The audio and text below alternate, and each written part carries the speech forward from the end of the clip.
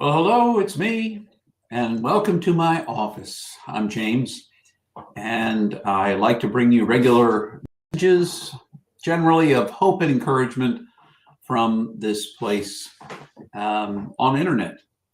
Whether it's Facebook Live you're watching on, or YouTube, in the various channels that I broadcast to, welcome. Remember, you are infinitely precious and unconditionally loved for the gift you already are, right this very moment. You are a gift. And if this season makes you wonder about the gifts around you, remember you're one of them. You are one of the gifts that this season has brought to us. Now, one of the things I'm hearing from a number of my friends, and I've even read some very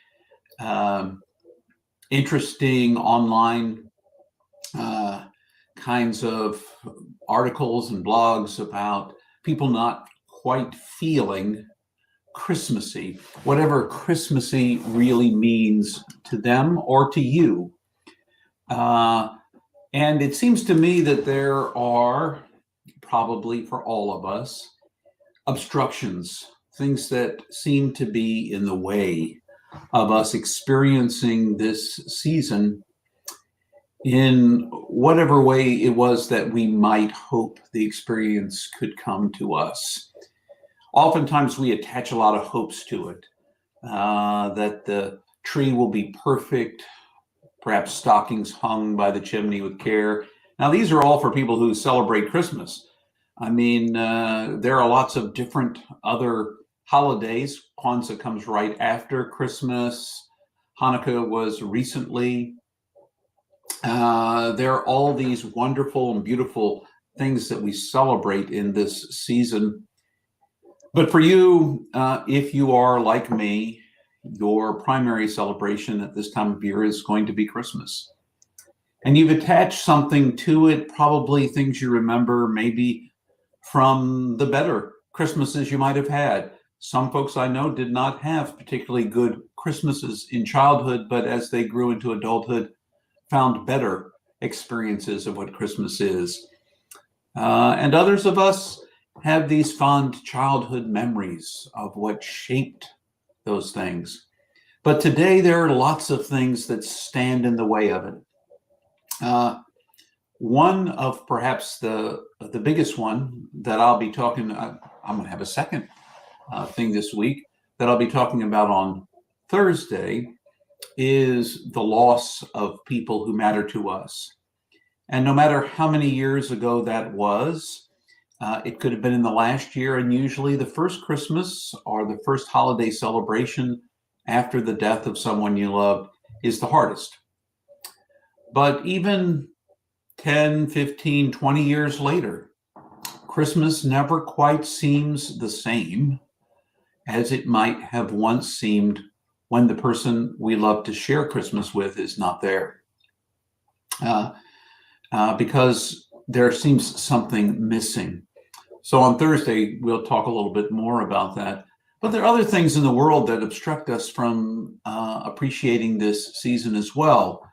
The things that are going on in the Middle East, what's happening in Gaza right now, what's happening in the Ukraine, what's happening in various hotspots in Africa, the threat in Sudan and South Sudan of an upcoming, maybe the largest famine they've ever experienced, which means hungry and dying people, including women and children and those who didn't do anything to cause it whatsoever.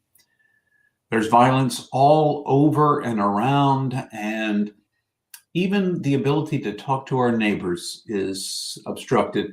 Simply celebrating Christmas with some folks who don't see the world the same as us becomes a place of great tension, as if any of us have ever seen the world exactly alike. But whether we did or didn't in the past, matters not. It matters that now it just seems like everything has exacerbated the differences so that we cannot seem to find a way forward. So there's this kind of divisiveness that happens in every gathering. And so families are smaller now, oftentimes much more uh, just close family, or maybe you have, instead of a family Christmas, you have a friend's Christmas. Or perhaps you spend Christmas alone, and that's your obstruction, is the sense that all the people you once shared Christmas with, it leaves you feeling alone. Now, I will tell you that for a long time in my life, when I ran upon something that um, obstructed my experience of Christmas, I have this wonderful, highly optimistic way of dealing with things. I don't think I'm quite as bad as perhaps Ted Lasso's wife accused him of being terminally happy or joyful, or I don't remember exactly what the terminology was. Perhaps you will.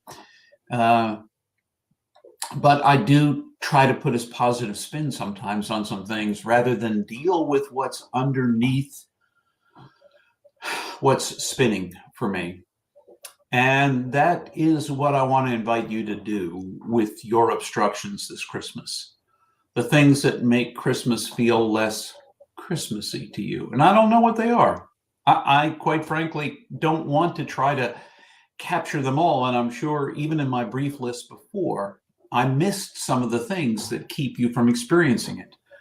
Maybe there's an impending change in your life that you know is coming up, or a recent change in friendship, or all sorts of things that could be the things that cause consternation and uncertainty in a time that you often think of as a magical experience or have in the past.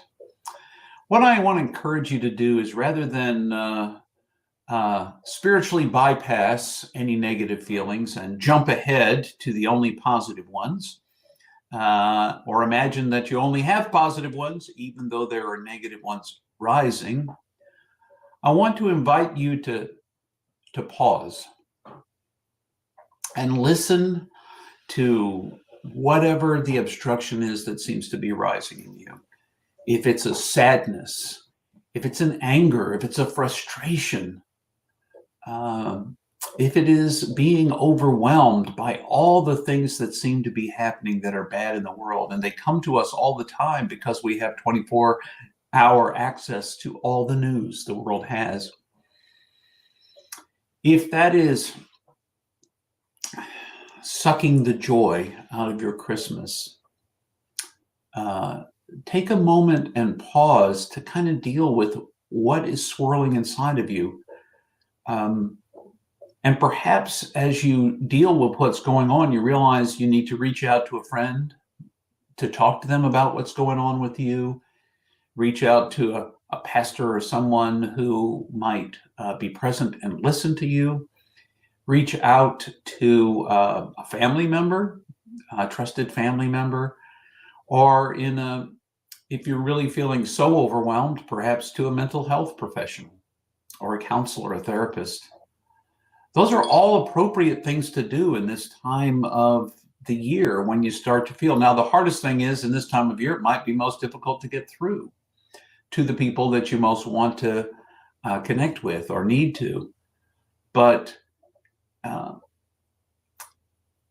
don't pretend like your discontent, your concern, your sadness or melancholy, the things that are obstructing you from Christmas, don't pretend like they don't matter, because they're real.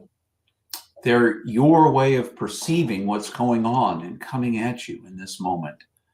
And oftentimes the greatest war against Christmas, I don't really think there's much one.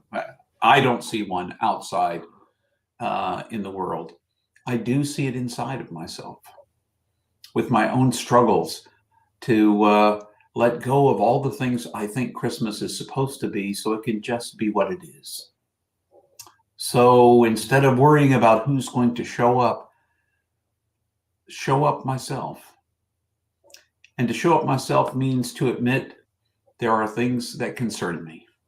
There are things that are bothering me. There are things that are obstructing me from feeling fully engaged in this moment. And that in the end is really what keeps us from Christmas, is the things that obstruct us from engaging fully in Christmas as it is, because it's not the Christmas as we wish it were or want it to be. And in the same way, we were surprised, if you're a follower of Jesus, surprised by the birth narrative, a baby born in a backwoods place in an unknown little corner of an oppressed country 2,000 plus years ago.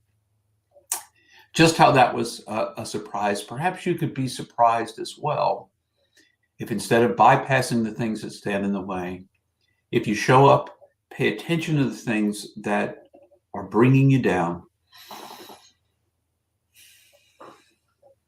be aware of them, talk to somebody about them, journal about them,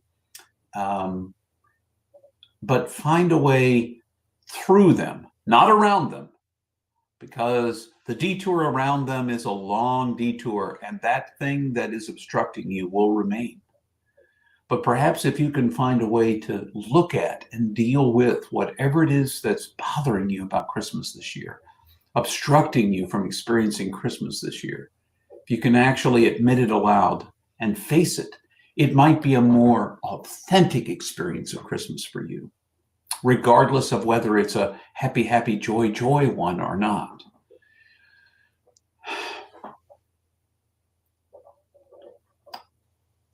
As we enter this season, and we're just days away on this live podcast that I'm putting out, as we enter into this season, I encourage you to be awake to what's going on inside of you. If you're not feeling Christmassy, really sit down for a moment in the midst of the rush from place to place to ask, what's up? What's up with me? What's going on? And is there a way to deal with what it is in such a way that I will experience Christmas anew? Maybe not the same as when I was 5 or 15 or 50, but I'll experience it anew. So on those notes and with those thoughts, I wish you the very best in this season. And if you're struggling, I encourage you to reach out to someone. And as always, remember, you are infinitely precious and unconditionally loved for the gift you already are. Truly, truly. So to all of you who celebrate Christmas, I wish you a Merry Christmas. And for all of those who celebrate perhaps a different holiday, I wish you a happy holidays. I wish you whatever seems best to you. In the end, I hope it will be a lovely season for you, a lovely season. And until the next time.